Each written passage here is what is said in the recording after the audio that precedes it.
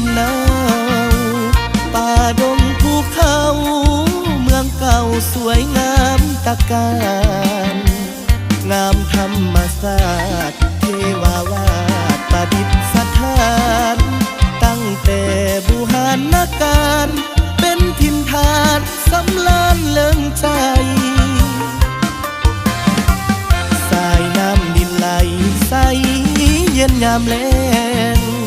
ตะวันส่องแสงยามแลงส่องแสงเฮืองไตสองแถมฟ้าฝั่งเห็นสาวนั่งอาบน้ำยอมกายหวนคิดเห็นน้องทั้งใดอยากไปห่วมเฮียงเคียงมอนวัดว่าอาหามก็งามเลื่อมใสสาวงามน้ำใจละมุนละไมว่าตาอ่อนน้อมลาตรีสว่างสนีลิงขางโอ้เอ่ยตามดอนฟังแล้วเป็นหน้าสะอ่อนเสียงนกมันวอนก้องไผ่พนาพี่น้องเมืองเก่าเว้านัวหัวดีดอกไม้หลากสีนาลีก็แสนสง่าวาจาอ่อนน้อมงามเพียบพร้อมทั้งกิริยาสมเจ้าเป็นดอกไม้บ้านป่า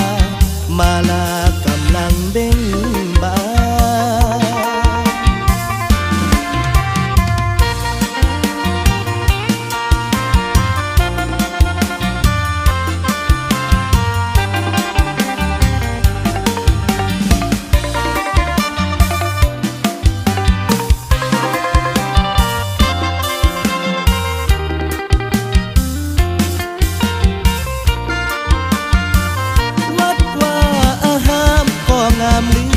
นใส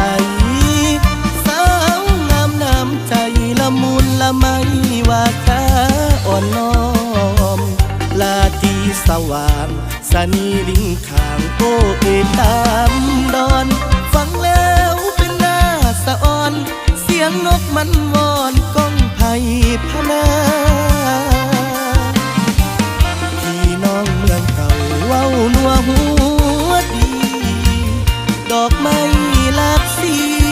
นาลีก็แสนสง่าวาจาอ่อนน้อมงามเพียบพร้อมทั้งกิริยาสมเจ้าเป็นดอกไม้บ้านป่ามาลากำลังเบ่ง